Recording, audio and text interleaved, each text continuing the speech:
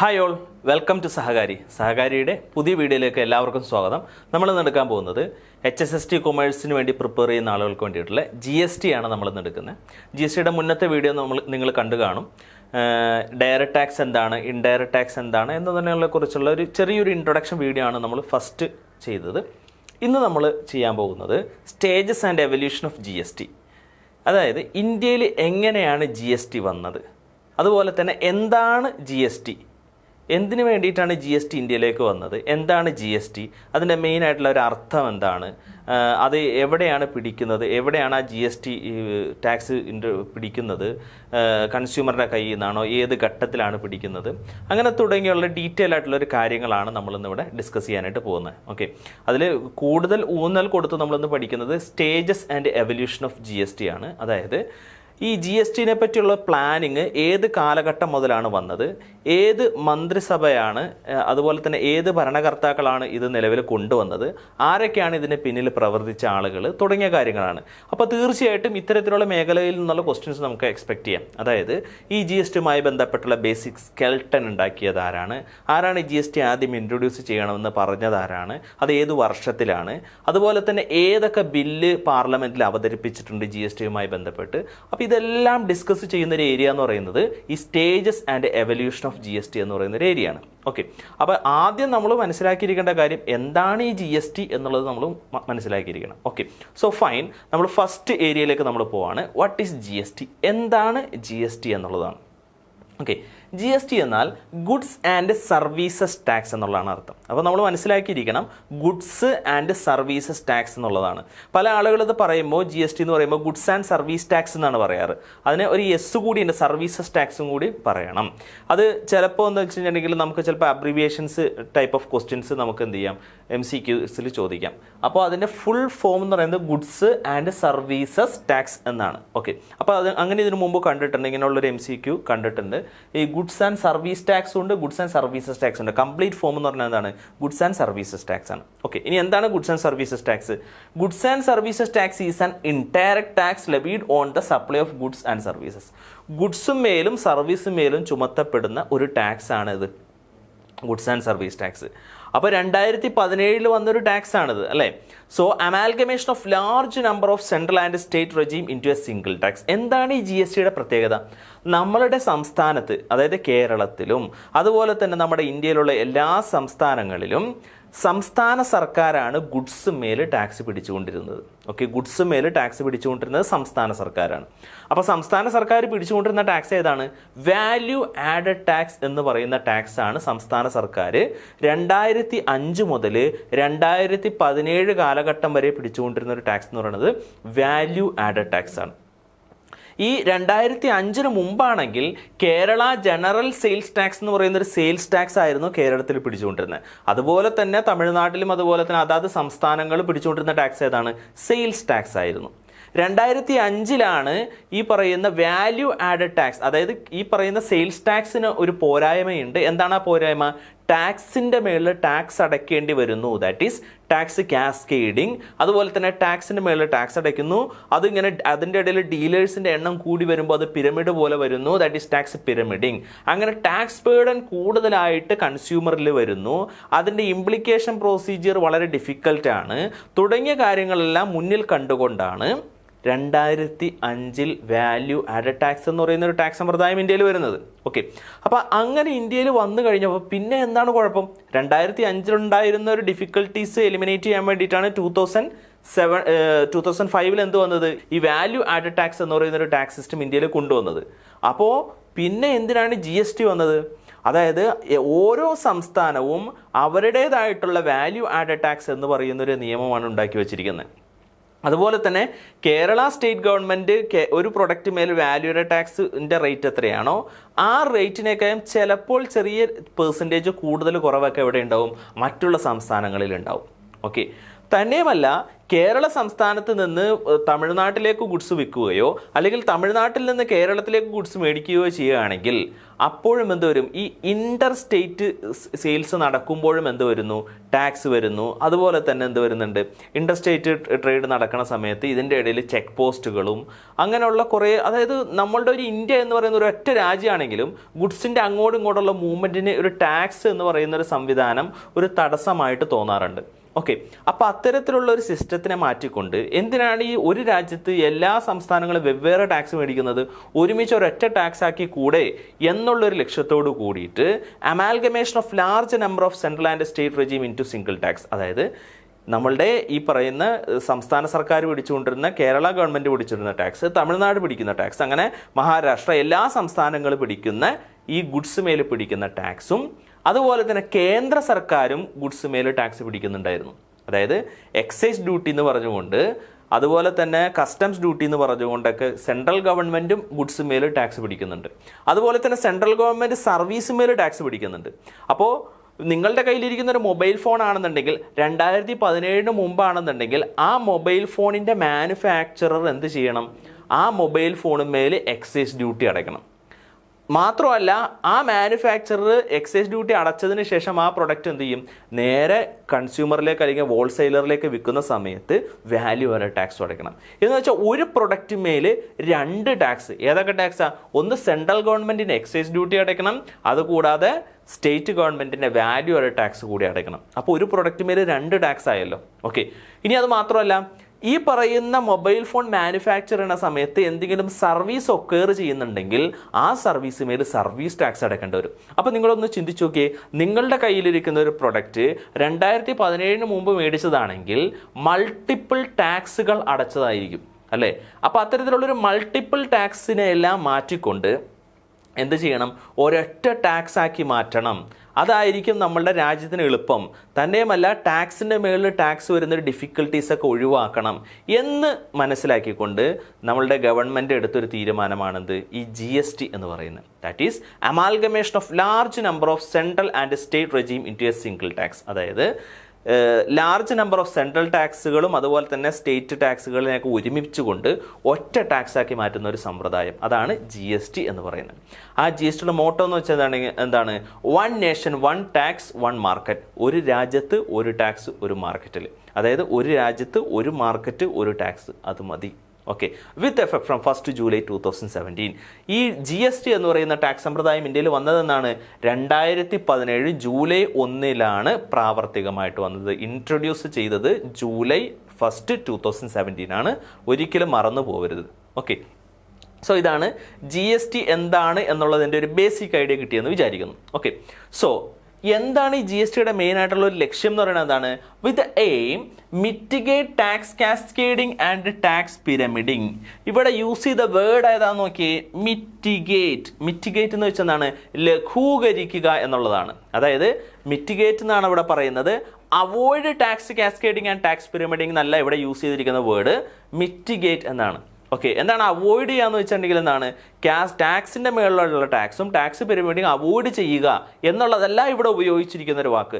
Mitigate ചെയ്യുക, that is ലഘൂകരിക്കുക എന്നുള്ളതാണ്. എന്തുകൊണ്ടാണ് പ്രത്യേകത എന്ന് വെച്ചിട്ടുണ്ടെങ്കിൽ നമുക്കറിയാം 2017 GST വരുന്നതിന് മുമ്പ്, ഓക്കെ, ആ കാലഘട്ടത്തിന് മുമ്പ് ഇന്ത്യയിൽ പിടിച്ചുകൊണ്ടിരുന്ന ടാക്സ് ഏതൊക്കെയാണ്? വാല്യൂ ആഡഡ് ടാക്സ്, അതുപോലെ തന്നെ എന്താണ്? എക്സൈസ് ഡ്യൂട്ടി ഉണ്ട്, വാല്യൂ ആഡഡ് ടാക്സ് ഉണ്ട്, എക്സൈസ് ഡ്യൂട്ടി ഉണ്ട്, അതുപോലെ തന്നെ സർവീസ് ടാക്സ് ഉണ്ട്, അതുപോലെ തന്നെ CST സെൻട്രൽ സെയിൽസ് ടാക്സ് എന്ന് പറയുന്ന ടാക്സ് ഉണ്ട്. അങ്ങനെ അനവധി ടാക്സുകളാണ് പിടിച്ചുകൊണ്ടിരിക്കുന്നത് അല്ലേ? അപ്പോൾ ഇത്തരത്തിൽ വ്യത്യസ്ത ടാക്സുകൾ പിടിച്ചുകൊണ്ടിരിക്കുമ്പോഴുള്ള കുഴപ്പമെന്ന് വെച്ചിട്ടുണ്ടെങ്കിൽ ഈ ടാക്സ് കാസ്കേഡിങ്ങും അതുപോലെ തന്നെ ടാക്സ് പിരമിഡിങ്ങും എന്ന് പറയുന്ന ഒരു എഫക്റ്റ് ഉണ്ടാവും. ഓക്കെ, അതെങ്ങനെ ഉണ്ടാവുന്നത്? ഫോർ എക്സാമ്പിൾ, നിങ്ങൾ 2017 മുമ്പ് ജീവിച്ചിരിക്കുന്ന ഒരാളാണെന്ന് വിചാരിക്കുക. അപ്പോൾ അതായത് അറ്റ് പ്രസൻറ്റ് 2017 അല്ലെങ്കിൽ 2016 ആണെന്ന് വിചാരിക്കുക, GST വന്നിട്ടില്ല എന്ന് വിചാരിക്കുക. അപ്പോൾ നിങ്ങളുടെ കയ്യിലിരിക്കുന്ന മൊബൈൽ ഫോൺ അല്ലെങ്കിൽ നിങ്ങളുടെ കയ്യിലിരിക്കുന്ന ലാപ്ടോപ്പ് അല്ലെങ്കിൽ നിങ്ങൾ മേടിച്ചിരിക്കുന്ന വസ്ത്രം എന്തുമാവട്ടെ, ആ പ്രൊഡക്റ്റ് ഉണ്ടാക്കുന്ന ഒരു മാനുഫാക്ചർ ഉണ്ടാവുമല്ലോ അല്ലേ? ആ മാനുഫാക്ചറർ എന്ത് ടാക്സ് അടച്ചേ പറ്റുള്ളൂ? ആ പ്രൊഡക്റ്റ്, ആ മൊബൈൽ ഫോൺ ഉണ്ടാക്കാൻ വേണ്ടി വരുന്ന റോ മെറ്റീരിയൽ, ദാറ്റ് ഈസ് അതിൻ്റെ പ്ലാസ്റ്റിക്, അതിൻ്റെ കോപ്പർ, അതിൻ്റെ ചിപ്പ്, അങ്ങനെയുള്ള എല്ലാ ഐറ്റം അല്ലേ, അതിൻ്റെ ഡിസ്പ്ലേ, എല്ലാ ഐറ്റത്തുമേൽ എന്താ അടയ്ക്കേണ്ട വരും? അവർ വാല്യൂ, ആ റോ മെറ്റീരിയലിന്മേൽ വാല്യൂ ടാക്സ് അവർ അടയ്ക്കേണ്ട വരും. ഓക്കെ, എന്നിട്ട് ഈ റോ മെറ്റീരിയൽ അവർ മേടിച്ച് കൊണ്ടുവന്നു കഴിഞ്ഞിട്ടുണ്ടെങ്കിൽ ഈ പറഞ്ഞ കമ്പ്യൂട്ടറോ അല്ലെങ്കിൽ ലാപ്ടോപ്പോ അല്ലെങ്കിൽ മൊബൈൽ ഫോണോ ആയി മാറോ? ഇല്ല. ഓക്കെ, അതുമേൽ അവരെന്ത് ചെയ്യേണ്ടി വരും? സർവീസ് ടാക്സ് അടയ്ക്കേണ്ടി വരും. അതായത് അവിടെ ലേബർ വർക്ക് ചെയ്യേണ്ടി വരും. അപ്പം ലേബർ വർക്ക് ചെയ്യുക അല്ലെങ്കിൽ മൊബൈൽ ഫോൺ ഉണ്ടാക്കാൻ വേണ്ടി ഏതെങ്കിലും തരത്തിലുള്ള സർവീസ് അവർ ഒക്വയർ ചെയ്ത് കഴിഞ്ഞാൽ ഗവൺമെൻറ്റിലേക്ക് സർവീസ് ടാക്സ് കൂടി അവർ എന്ത് ചെയ്യേണ്ടി വരും? അടയ്ക്കേണ്ടി വരും. ആ മാനുഫാക്ചറർ അടയ്ക്കേണ്ടി വരും. അപ്പോൾ എക്സാമ്പിൾ സാംസങ് എന്ന് പറയുന്ന ഒരു കമ്പനിയാണെന്ന് വിചാരിക്കുക. സാംസങ് കമ്പനി റോ മെറ്റീരിയൽസ് മേടിച്ചപ്പോൾ വാല്യൂ അവർ ടാക്സ് അടച്ചു. അതുപോലെ തന്നെ അതിനെ ലേബർ വെച്ച് ജോലി ചെയ്തു അല്ലെങ്കിൽ വേറെ ഏതെങ്കിലും തരത്തിലുള്ള സർവീസ് ഒക്കർ ചെയ്തിട്ടുണ്ടെങ്കിൽ അവരെന്ത് ടാക്സ് അടച്ചിട്ടുണ്ട്? സർവീസ് ടാക്സും അടച്ചിട്ടുണ്ട്. ഓക്കെ, അവർ മൊബൈൽ ഫോൺ മാനുഫാക്ചർ ചെയ്ത് കംപ്ലീറ്റ് ചെയ്തിട്ടില്ല. ഓക്കെ, ഇത്രയും ഏകദേശമായിട്ടുള്ളൂ. ഓക്കെ, ഇനി അതുപോലെ തന്നെ അവരെന്ത് ചെയ്തു? ഈ പറഞ്ഞ റോ മെറ്റീരിയൽ മേടിച്ചത്, അവരുടെ ആസ്ഥാനം എന്ന് പറയുന്നത് മുംബൈയാണ്, മഹാരാഷ്ട്രയാണ്. ഈ മഹാരാഷ്ട്രയിലിട്ടിട്ടാണ് സാംസങ് മൊബൈൽ ഫോൺ മാനുഫാക്ചർ ചെയ്യുന്നത്. അപ്പോൾ അവർക്ക് മാനുഫാക്ചർ ചെയ്യാൻ വേണ്ടിയിട്ടുള്ള പ്ലാസ്റ്റിക് അവർ മേടിച്ചത് സപ്പോസ് കൊൽക്കത്തയിൽ നിന്നാണെന്ന് വിചാരിക്കാം. അപ്പോൾ കൊൽക്കത്തയിൽ നിന്നാണ് മേടിച്ചതെങ്കിൽ അത് ഇൻ്റർ സ്റ്റേറ്റ് സെയിൽസ് ആയിട്ട് മാറി. അതായത് 2 സ്റ്റേറ്റ് തമ്മിലാണ് സെയിൽസ് വരുന്നത്. അപ്പോൾ അവിടെ ആ മഹാരാഷ്ട്രയിലുള്ള സാംസങ് കമ്പനി അടിച്ചിരിക്കുന്ന ടാക്സ് വാല്യൂ ആഡഡ് ടാക്സ് ആയിരിക്കില്ല. ഏത് ടാക്സ് ആയിരിക്കും? CST ആയിരിക്കും, സെൻട്രൽ സെയിൽസ് ടാക്സ് ആയിരിക്കും. ഓക്കെ, അപ്പോൾ സെൻട്രൽ സെയിൽസ് ടാക്സ് അടച്ചു. അപ്പോൾ ഒന്ന് ആലോചിച്ച് നോക്കിയേ, ഈ ഒരു മൊബൈൽ ഫോൺ ഉണ്ടാക്കാൻ വേണ്ടിയിട്ടുള്ള പ്ലാസ്റ്റിക് മേൽ അവർ സെൻട്രൽ സെയിൽസ് ടാക്സ് അഥവാ CST അടച്ചു. അതുപോലെ തന്നെ ചിപ്പിന് വേണ്ടിയിട്ടുള്ള കോപ്പർ അങ്ങനെയുള്ള ഐറ്റത്തിന് വേണ്ടിയിട്ട് വാല്യൂ ആഡഡ് ടാക്സ് അടച്ചു. അതുകൂടാതെ ഇത് മാനുഫാക്ചർ ചെയ്യാൻ വേണ്ടിയിട്ടുള്ള ലേബർ ചാർജിന് വേണ്ടിയിട്ട് അവരെന്ത് അടച്ചു? സർവീസ് ടാക്സ് അടച്ചു. ഓക്കെ, ഇനി അവരെന്ത് ചെയ്തു? അതിന് വേണ്ടിയിട്ടുള്ള ആ സാംസങ് മൊബൈൽ ഫോണിന് വേണ്ടിയിട്ടുള്ള ഒരു സോഫ്റ്റ്വെയർ അവർക്ക് പർച്ചേസ് ചെയ്യണം. ഈ സോഫ്റ്റ്വെയർ അവർ പർച്ചേസ് ചെയ്തത് എവിടെ നിന്നാണ് പർച്ചേസ് ചെയ്തത്? നേരെ വിദേശത്തു നിന്നൊരു കമ്പനിയിൽ നിന്നാണ് പർച്ചേസ് ചെയ്തതെങ്കിൽ അവിടെ എന്ത് ടാക്സ് വരും? കസ്റ്റംസ് ഡ്യൂട്ടി വരും. ഓക്കെ, എന്ത് വരും? കസ്റ്റംസ് ഡ്യൂട്ടി എന്ന് പറയുന്ന, അതായത് ബേസിക് കസ്റ്റംസ് ഡ്യൂട്ടി എന്ന് പറയുന്ന ഒരു ഡ്യൂട്ടി വരും. ഓക്കെ, ഇനി ബേസിക് കസ്റ്റംസ് ഡ്യൂട്ടി മാത്രമല്ല, additional customs duty, anti dumping duty, countervailing duty എന്നൊക്കെ പറഞ്ഞിട്ട് കസ്റ്റംസ് ഡ്യൂട്ടി തന്നെ പലതരത്തിലുണ്ട്. ഇതാര് പിടിക്കുന്നതാണ്? സെൻട്രൽ ഗവൺമെൻറ് പിടിക്കുന്നതാണ്. ഓക്കെ, അപ്പോൾ ഈ മൊബൈൽ ഫോണിന്മേലുള്ള പല പല സാധനങ്ങൾ, പല പല ഐറ്റംസ് ഉണ്ട്, പല പല റോ മെറ്റീരിയൽ ഉണ്ട്, അതുപോലെ തന്നെ എന്താണ്, പല പല സോഫ്റ്റ്വെയർ ഉണ്ട്, അങ്ങനെ പല പല സാധനങ്ങളുണ്ട്. ഇതെല്ലാം കൂടി സംയോജിപ്പിക്കുന്നതിന് മുന്നേ തന്നെ, അത് മാനുഫാക്ചർ ചെയ്ത് കംപ്ലീറ്റ് ചെയ്യുന്നതിന് മുന്നേ തന്നെ ആ Samsung company value added tax അടച്ചിട്ടുണ്ട്, സർവീസ് ടാക്സ് അടച്ചിട്ടുണ്ട്, CST അടച്ചിട്ടുണ്ട്, ബേസിക് കസ്റ്റംസ് ഡ്യൂട്ടി അടച്ചിട്ടുണ്ട് അല്ലേ? അപ്പോൾ ഇത്രയും ടാക്സുകൾ അടച്ചിരിക്കുക. ഇനി അത് മാത്രമാണോ? ഇത് കഴിഞ്ഞതിന് ശേഷം ഇതൊരു എൻറ്റയർലി കംപ്ലീറ്റ് ഒരു മൊബൈൽ ഫോൺ ആയി കഴിഞ്ഞതിന് ശേഷം ആ പർട്ടിക്കുലർ കമ്പനിയുടെ ആ പ്രിമിസസിൽ നിന്ന്, ആ ഗേറ്റിൻ്റെ കോമ്പൗണ്ടിൽ നിന്ന് പുറത്തേട്ട് ആ മൊബൈൽ ഫോൺ കൊണ്ടുപോകണമെങ്കിൽ അവരെന്തടച്ചേ പറ്റുള്ളൂ? എക്സൈസ് ഡ്യൂട്ടി കൂടി അടയ്ക്കേണ്ടി വരും. ഓക്കെ, അവരെന്തടക്കേണ്ടി വരും? Excise duty. അപ്പോൾ എക്സൈസ് ഡ്യൂട്ടി പിടിക്കുന്നത് മേലാണ്? മാനുഫാക്ചർ ചെയ്യുമ്പോൾ പിടിക്കുന്ന ടാക്സാണ്. ഇന്ത്യയിൽ മാനുഫാക്ചർ ചെയ്യുമ്പോൾ ആ മാനുഫാക്ചറിങ് കമ്പനിയുടെ അടുത്ത് നിന്ന് ഈടാക്കുന്ന ടാക്സാണ് ഇത് എക്സൈസ് ഡ്യൂട്ടി. അപ്പോൾ ഒന്ന് ചിന്തിച്ചു നോക്കിയേ, ഒരു പ്രൊഡക്റ്റുമേൽ തന്നെ പലതരത്തിലുള്ള ടാക്സ്, അതായത് GST വരുന്നതിന് മുമ്പാണെങ്കിൽ VAT, excise duty, service tax, CST, basic customs duty, additional customs duty, countervailing duty, special additional duty, അങ്ങനെ അനവധി ടാക്സുകളാണ് എന്ത് ചെയ്യുന്നത്? പിടിച്ചുകൊണ്ടിരിക്കുന്നത്. ശരിയല്ലേ? ഇതെല്ലാം കഴിഞ്ഞ് ആ മൊബൈൽ ഫോൺ എന്ത് ചെയ്യുന്നു? ആ മാനുഫാക്ചർ നേരെ തൊട്ടടുത്തുള്ള ഒരു ഹോൾസെയിലറിലേക്ക് സാംസങ്ങിൻ്റെ കമ്പനി വിൽക്കുകയാണെന്ന് വിചാരിക്കാം. അങ്ങനെ വിൽക്കുമ്പോൾ അത് മഹാരാഷ്ട്രയിൽ നിന്ന് മഹാരാഷ്ട്രയിലുള്ള ഒരു ഒരു ഹോൾസെയിലറിലേക്കാണ് വിറ്റതെങ്കിൽ അവിടെ എന്ത് വരും? എഗെയിൻ വാല്യൂ ആഡഡ് ടാക്സ് വരും. ഓക്കെ, അപ്പോൾ എന്താ സംഭവിക്കണമെന്ന് വെച്ച് കഴിഞ്ഞിട്ടുണ്ടെങ്കിൽ ഇതുപോലെ ഈ പറഞ്ഞ എന്താണ്, ഒരു പ്രൊഡക്റ്റ് മേൽ തന്നെ ടാക്സ് പിടിച്ചു, അതിൻ്റെ മേളിൽ വീണ്ടും ടാക്സ് പിടിക്കുന്നു. Okay, that is called tax cascading. അതായത് ടാക്സ് അതായത് ഓൾറെഡി ഇതുമേലുള്ള റോ മെറ്റീരിയൽ മേൽ ടാക്സ് അടച്ചിട്ടുണ്ട്. ആ റോ മെറ്റീരിയൽ മേൽ അടച്ച ടാക്സ് മേൽ തന്നെ വീണ്ടും വാല്യൂഡ് ടാക്സ് ഇങ്ങനെ അടച്ചുകൊണ്ടിരിക്കുന്ന ഒരു സംവിധാനം. അതുപോലെ തന്നെ വ്യത്യസ്തമായിട്ടുള്ള പല ടാക്സുകളും വീണ്ടും അതിൻ്റെ മേളിൽ വീണ്ടും അടച്ചുകൊണ്ടിരിക്കുന്ന ഒരു സംവിധാനം. ഇത് ശരിക്കും പറഞ്ഞു കഴിഞ്ഞാൽ എന്തുകൊണ്ടാണ് ഒഴിവാക്കാൻ പറ്റാത്തത്? എന്തുകൊണ്ടാണ്? വ്യത്യസ്ത ടാക്സുകൾ മേടിക്കുന്നത് കൊണ്ടാണ് അല്ലേ? അപ്പോൾ വ്യത്യസ്തമായിട്ടുള്ള ടാക്സുകൾ ഉള്ളത് കൊണ്ട് തന്നെ ഈ ടാക്സ് കാസ്കേഡിങ് എന്ന് പറയുന്ന ഒരു എഫക്റ്റ് ഉണ്ടാവുന്നു. ഓക്കെ, അപ്പോൾ ടാക്സിൻ്റെ മേളിൽ ടാക്സ് വരുന്നതിനാണ് എന്ത് വിളിക്കുന്നത്? ടാക്സ് കാസ്കേഡിംഗ് എന്ന് വിളിക്കുന്നത്. അപ്പോൾ ടാക്സ് കാസ്കേഡിംഗ് ഒഴിവാക്കപ്പെടേണ്ടതാണ്, പൂർണ്ണമായിട്ട് ഒഴിവാക്കണം. ഇത് ഒഴിവാക്കിയില്ലെങ്കിലുള്ള കുഴപ്പം എന്താ? ഫൈനലി ഇതിൻ്റെ ഇടയിൽ വരുന്ന ഹോൾസെയിലർക്കോ റീറ്റെയിലർക്കോ അല്ല നഷ്ടം. ആർക്കാ നഷ്ടം? ആർക്കാണ്? ആ മൊബൈൽ ഫോൺ പർച്ചേസ് ചെയ്യുന്ന നമ്മൾക്കാണ് നഷ്ടം. കൺസ്യൂമർക്ക് കൂടുതൽ വില നൽകേണ്ടി വരുന്നു. ഇതിൻ്റെ അൾട്ടിമേറ്റ് ബെനിഫിറ്റ് ആർക്കാണ് കിട്ടുന്നത്? കംപ്ലീറ്റ്ലി ഗവൺമെൻറ്റിനെ കിട്ടുന്നത്. ഗവൺമെൻറ്റിന് എന്ത് കിട്ടും? ടാക്സിൻ്റെ മേളിൽ ടാക്സ്, ടാക്സിൻ്റെ മേളിൽ ടാക്സ്, അതിൻ്റെ മേളിൽ ടാക്സ്. ഇങ്ങനെ ടാക്സ് കാസ്കേഡിങ്ങിൻ്റെ ബെനിഫിഷ്യറി എന്ന് പറയുന്ന ആര് തന്നെയാണ്? ഗവൺമെൻറ് തന്നെയാണ്. പക്ഷേ അതെന്താണ്? അതൊരു ലൂപ്പാണ്. സത്യത്തിൽ നമ്മൾ എന്താണ് നമ്മളെ അതിൽ പെടുത്തി പോകുന്നൊരു ലൂപ്പാണ്. അപ്പോൾ ഒരിക്കലും എന്താണ്, നല്ലൊരു സംവിധാനമല്ല ഈ പറയുന്ന ടാക്സ് കാസ്കേഡിംഗ് എന്ന് പറയുന്നത്. ഓക്കെ, അപ്പോൾ അതിനെ ഒഴിവാക്കണം അല്ലേ? അതുപോലെ തന്നെ എന്താണ് ടാക്സ് പിരമിഡിങ്? എന്താണ് ടാക്സ് പിരമിഡിങ്? ഇപ്പം നമ്മൾ ഒരു ചെയിന പറഞ്ഞോളൂ, അതായത് ടു ദ ഹോൾസെയിലറിലേക്കുള്ള ഒരു പാത്തേ നമ്മൾ പറഞ്ഞോളൂ. ഇനി ഹോൾസെയിലർ എന്ത് ചെയ്യും? അത് റീറ്റെയിലറിലേക്ക് വിൽക്കും. റീറ്റെയിലർ എന്ത് ചെയ്യും? അത് അടുത്ത ആളിലേക്ക് വിൽക്കും. അടുത്ത ആൾ എന്ത് ചെയ്യും? അത് കൺസ്യൂമറിലേക്ക് വന്ന് ഇങ്ങനെ ഈ ചെയിൻ ഇങ്ങനെ നീണ്ട് പോകും തോറും എന്ത് സംഭവിക്കാൻ? ടാക്സിൻ്റെ മേളിൽ വീണ്ടും ടാക്സ്, അതിൻ്റെ മേളിൽ വീണ്ടും ടാക്സ്, അതിൻ്റെ മേളിൽ വീണ്ടും ടാക്സ്. ഇങ്ങനെ എന്ത് ചെയ്യുന്നു? ടാക്സ് ഒരു പിരമിഡ് പോലെ രൂപാന്തരപ്പെടുന്നു. ഓക്കെ, അവസാനം അതിൻ്റെ അൾട്ടിമേറ്റ് ബേർഡൻ ആരിലേക്ക് വരികയാണ് ചെയ്യുന്നത്? കൺസ്യൂമറിലേക്കാണ് വരുന്നത്. സോ ഇതെന്ത് ചെയ്യണം? ഒഴിവാക്കണം, അവോയ്ഡ് ചെയ്യണം, ശരിയല്ലേ? പക്ഷേ ഇവർ യൂസ് ചെയ്തിരിക്കുന്ന വേർഡ് എന്താണ്? മിറ്റിഗേറ്റ് എന്നാണ് യൂസ് ചെയ്തിരിക്കുന്നത്. എന്ന് വെച്ചിട്ടുണ്ടെങ്കിൽ എന്താണ്? ഇത് പൂർണ്ണമായിട്ടും അവോയ്ഡ് ചെയ്യാനായിട്ട് സാധിക്കത്തില്ല എന്ന് ഗവൺമെൻറ്റിന് തന്നെ അറിയാം.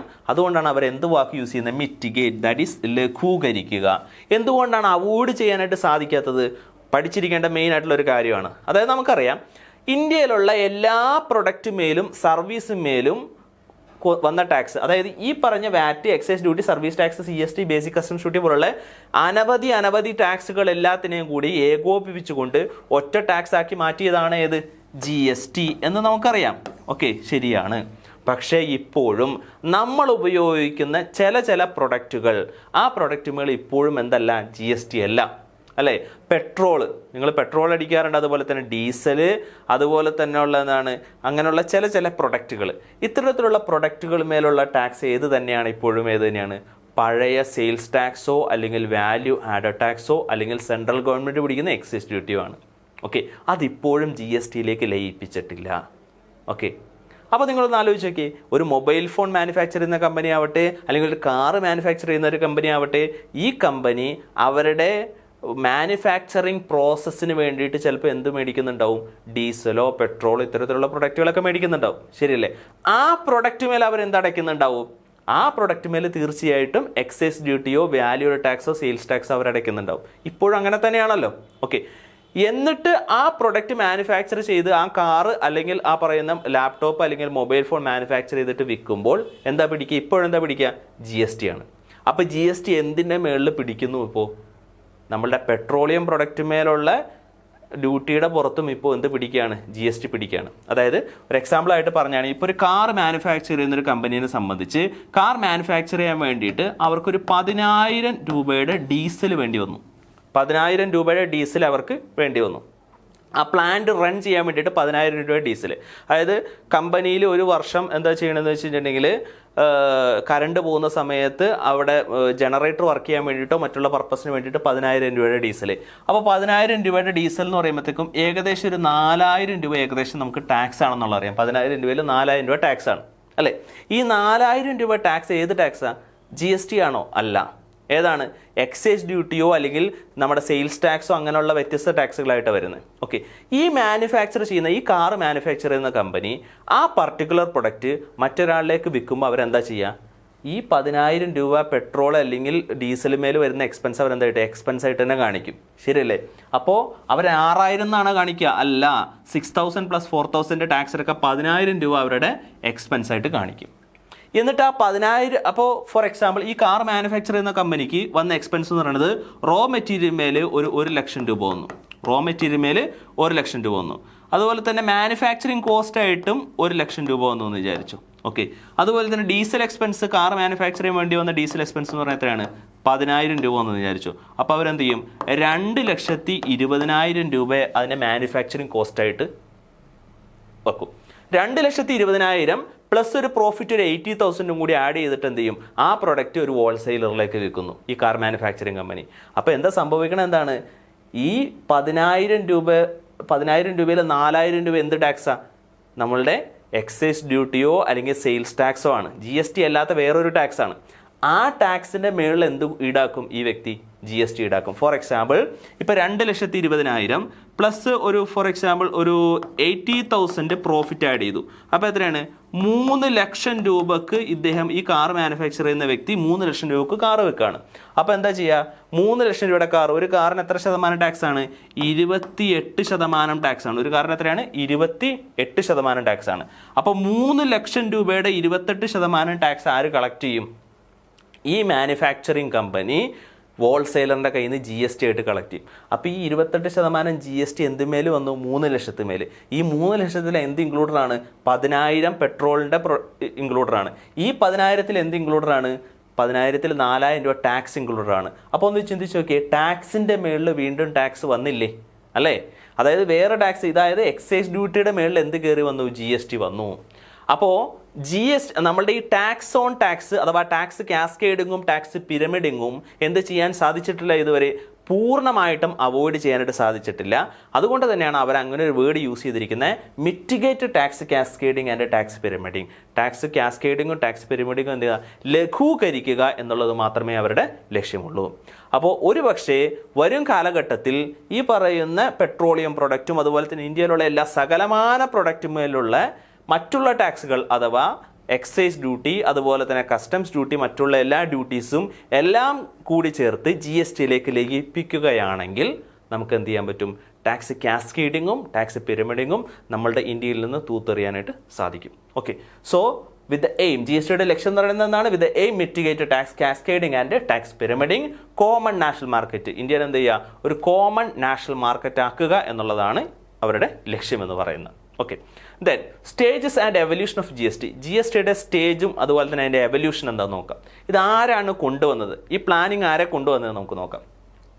In 1954 goods and service tax was first launched in France. ആദ്യമായിട്ട് ഇത് ലോഞ്ച് ചെയ്തത് ഫ്രാൻസ് എന്ന് പറയുന്ന രാജ്യത്താണ്, 1954.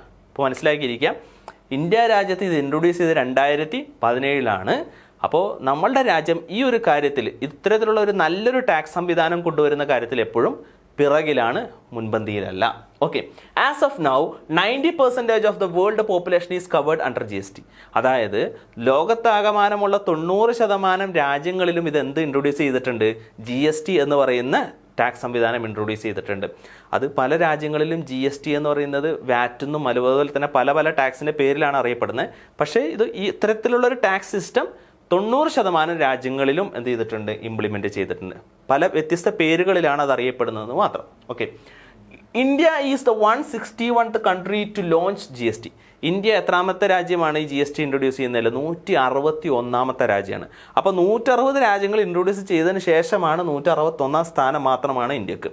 Okay, India's GST rate is the highest in the world. Okay, അപ്പോൾ ലേറ്റ് ആയിട്ട് വന്നെങ്കിലും ലേറ്റസ്റ്റ് ആയിട്ട് വന്നു എന്ന് പറഞ്ഞ മാതിരി വൈകി വന്നെങ്കിലും ഏറ്റവും കൂടുതൽ ഹയസ്റ്റ് ടാക്സ് റേറ്റ് പിടിക്കുന്ന രാജ്യം ഏതാണ്, ഇന്ത്യ രാജ്യമാണ്. ഓക്കെ, അപ്പോൾ ഇന്ത്യയിലാണ് ഏറ്റവും കൂടുതൽ GST പിടിക്കുന്നത്. ഓക്കെ, ടാക്സ് റേറ്റ് കൂടുതൽ ഇന്ത്യയിലാണ്. അപ്പോൾ India is the 161th country to launch GST launch ചെയ്യുന്ന 161ാമത്തെ രാജ്യം ഏതാണ്, ഇന്ത്യയാണ്. അപ്പോൾ മറ്റുള്ള രാജ്യങ്ങളെല്ലാം ലോഞ്ച് ചെയ്ത് കഴിഞ്ഞതിന് ശേഷമാണ് എന്ത് ചെയ്യുന്നത്, ഇന്ത്യ ലോഞ്ച് ചെയ്യുന്നത്. നമ്മളെപ്പോഴും പറയാറുണ്ട് ഇന്ത്യ രാജ്യത്തെ ടാക്സ് സിസ്റ്റം വളരെ നല്ലതാണ് എന്നുള്ളത് പറയാറുണ്ട് അല്ലേ, എല്ലാം നല്ലതാണ്. പക്ഷേ എന്തുകൊണ്ടാണ് ഈ 161ാം സ്ഥാനത്ത് വരാനുള്ള കാരണം എന്താണ്, ഇതിനു മുമ്പ് GST വരുന്നതിന് മുമ്പ് സംസ്ഥാന സർക്കാരിനും കേന്ദ്ര സർക്കാരിനും വ്യത്യസ്ത ടാക്സുകൾ കളക്ട് ചെയ്തുകൊണ്ടിരുന്നത് കൊണ്ട് തന്നെ ടാക്സിൻ്റെ മേളിൽ ടാക്സ് കിട്ടുന്നത് കൊണ്ട് തന്നെ അവർക്ക് ഭയങ്കര പ്രോഫിറ്റായിരുന്നു. രാജ്യം നല്ല ലാഭത്തിലാണ് പോയിക്കൊണ്ടിരുന്നത്. അപ്പോൾ ഈ ഒരു അവസ്ഥയിൽ നിന്ന് ഒറ്റ ടാക്സ് എന്ന് പറയുന്ന സിംഗിൾ ടാക്സ് അഥവാ GSTയിലേക്ക് കൊണ്ടുവന്നു കഴിഞ്ഞാൽ അവരുടെ വരുമാനത്തിൽ കാര്യമായിട്ടുള്ള ഇടിവുണ്ടാവും എന്നുള്ളത് അവർക്ക് വ്യക്തമായിട്ട് അറിയാം. അതുകൊണ്ട് തന്നെയാണ് ഇതെന്ത് ചെയ്തത്, ഇത്രയും ലാഗ് ചെയ്യാനുള്ള റീസൺ എന്ന് പറയുന്നത്. ഓക്കെ, നമുക്കറിയാം പെട്രോളിയം പ്രൊഡക്റ്റ് മേലും GST ഇൻട്രൊഡ്യൂസ് ചെയ്യണമെന്ന് പറഞ്ഞുകൊണ്ട് ഒരുപാട് പ്രശ്നങ്ങൾ നടക്കാറുണ്ടല്ലേ. എന്തുകൊണ്ട് ഇൻട്രൊഡ്യൂസ് ചെയ്യാത്ത, എന്തുകൊണ്ടാണ്, അത് സ്റ്റേറ്റ് ഗവൺമെൻറ്റിന് സമ്മതമല്ല, സെൻട്രൽ ഗവൺമെൻറ്റിന് സമ്മതമല്ല. അത് ഏത് ഭരണകർത്താക്കൾ മാറി മാറി വന്നാലും അവർക്ക് സമ്മതമല്ല. കാരണം എന്തുകൊണ്ടാണ്, കാരണം അവരുടെ ഖജനാവിൽ ഒരുപാട് ഇടിവുണ്ടാവും. കാരണം സംസ്ഥാന സർക്കാരിനെ സംബന്ധിച്ചും അതുപോലെ തന്നെ കേന്ദ്ര സർക്കാരിനെ സംബന്ധിച്ചും അവർക്ക് നല്ലൊരു വരുമാനം കിട്ടുന്നത് ഈ പെട്രോളിയം പ്രൊഡക്റ്റ് മേലുള്ള സംസ്ഥാന നികുതിയും കേന്ദ്ര നികുതിയാണ്. രണ്ട് സെപ്പറേറ്റ് നികുതിയാണ് അല്ലേ. അതുകൊണ്ടാണ് GST ആക്കി കഴിഞ്ഞ് ഈ പണിയൊക്കെ എന്ത് ചെയ്യും മാറും. കാരണം the maximum tax slab is 28%. GST നിയമം ഉണ്ടാക്കിയപ്പോൾ പറഞ്ഞിട്ടുണ്ട് GST മാക്സിമം എത്ര വരെ പിടിക്കാവുള്ളൂ? 28%. 28% വരെ ടാക്സ് പിടിക്കാൻ പറ്റുള്ളൂ. അപ്പോൾ 28% ടാക്സ് പിടിച്ചു കഴിഞ്ഞാൽ പെട്രോളിയം പ്രൊഡക്റ്റിൻ്റെ വില എന്ന് പറയുന്നത് മാർക്കറ്റ് വില എന്ന് പറയുന്ന ഒരു ലിറ്ററിന് ഏകദേശം 40 രൂപ, 45 രൂപ, 50 രൂപ റേറ്റാണ്. അപ്പോൾ ഏകദേശം 40 രൂപ റേഞ്ചിൽ 28% ടാക്സ് പിടിച്ചു കഴിഞ്ഞാൽ എന്താ കിട്ടുക? തുച്ഛമായിട്ടുള്ള ഒരു എമൗണ്ട് മാത്രമാണ് ആർക്ക് കിട്ടുക? സംസ്ഥാന സർക്കാരിന് കേന്ദ്ര സർക്കാരിനും കിട്ടുക. ഇനി 28% പിടിച്ചിട്ട് ആ 40 രൂപയുടെ 28%-ൽ പകുതി കേന്ദ്ര സർക്കാരും പകുതി സംസ്ഥാന സർക്കാരും എടുക്കണം അല്ലേ. അങ്ങനെ എടുക്കുമ്പോൾ അവർക്ക് അവരുടെ വരുമാനത്തിൽ ഗണ്യമായിട്ടുള്ള ഇടിവ് ഉണ്ടാവുകയാണ് ചെയ്യുന്നത്. ഇപ്പോൾ ഒന്ന് ആലോചിച്ചൊക്കെ, 40 രൂപ മാർക്കറ്റ് വിലയുള്ള ഒരു പെട്രോളിന് ഏകദേശം 100 അല്ലെങ്കിൽ 105 രൂപയാണ് എന്ത് ചെയ്യുന്നത് ഇപ്പോൾ മേടിക്കുന്നത്. അപ്പോൾ ഏകദേശം ഒരു 60 രൂപ 50 രൂപയോളം എന്തായിട്ട് മാറാണ്? ടാക്സ് ആയിട്ട് മാത്രം ഇരു ഗവൺമെൻറ്റിനും കിട്ടുകയാണ് ചെയ്യുന്നത്. അപ്പോൾ അതിൽ നിന്ന് നേരെ 28%-ലേക്ക് 40-ൻ്റെ 28%-ലേക്ക് കുറഞ്ഞു കഴിഞ്ഞിട്ടുണ്ടെങ്കിൽ എന്ത് ചെയ്യും? വരുമാനം നേർപകുതിയായിട്ട് മാറും. അതുകൊണ്ട് തന്നെയാണ് സംസ്ഥാന സർക്കാരും കേന്ദ്ര സർക്കാരും GST പെട്രോളിയം പ്രൊഡക്റ്റ് മേൽ ഇൻട്രൊഡ്യൂസ് ചെയ്യാത്തതിൻ്റെ മെയിനായിട്ടുള്ള ഒരു റീസൺ എന്ന് പറയുന്നത്. Okay, then stages. ഈ GST ഇന്ത്യയിലേക്ക് വന്നതിൻ്റെ ഘട്ടമായിട്ടുള്ള കാര്യങ്ങളാണ് പറയുന്നത്. First stage, GST was first suggested by Atal Bihari Vajpayee government in 2000. Okay, ഈ സ്കീം, ഈ GST എന്ന് പറയുന്ന ഒരു സ്കീം ഇന്ത്യയിൽ ഇൻട്രൊഡ്യൂസ് ചെയ്യണമെന്ന് ആദ്യം പറഞ്ഞതാരാണ്? അത് BJP ഗവൺമെൻറ്റാണ്. അടൽ ബിഹാരി വാജ്പേയി ആണ് ഫസ്റ്റ് ഇതിനെപ്പറ്റി ഇൻട്രൊഡ്യൂസ് ചെയ്ത്. ഒന്ന് നിങ്ങൾ ചിന്തിച്ചു നോക്കാം. നമുക്കറിയാം ഈ പറഞ്ഞ 2000 എന്ന് പറയുന്ന കാലഘട്ടത്തിൽ ഓരോ സ്റ്റേറ്റ് ഗവൺമെൻറ്റിന് പിടിച്ചുകൊണ്ടിരുന്ന ടാക്സ് ഏതാ? സെയിൽസ് ടാക്സ് ആണ്. സെയിൽസ് ടാക്സ് എന്ന് പറയുന്നൊരു ടാക്സ് ആണ് ആര് പിടിച്ചുകൊണ്ടിരുന്നത്? അതാത് സംസ്ഥാന സർക്കാരുകൾ പിടിച്ചുകൊണ്ടിരുന്ന ടാക്സ്. സെൻട്രൽ ഗവൺമെൻറ് പിടിച്ചുകൊണ്ടിരുന്ന ടാക്സ് ഏതാ? എക്സൈസ് ഡ്യൂട്ടിയാണ്. ഓക്കെ, അപ്പോൾ ഈ കാലഘട്ടത്തിൽ സെയിൽസ് ടാക്സ് എന്ന് പറയുന്നൊരു ടാക്സ് മാറ്റിയിട്ട് വാല്യൂ ആഡഡ് ടാക്സ് എന്ന് പറയുന്നൊരു ടാക്സ് ആക്കണം എന്ന് പറഞ്ഞു അല്ലേ.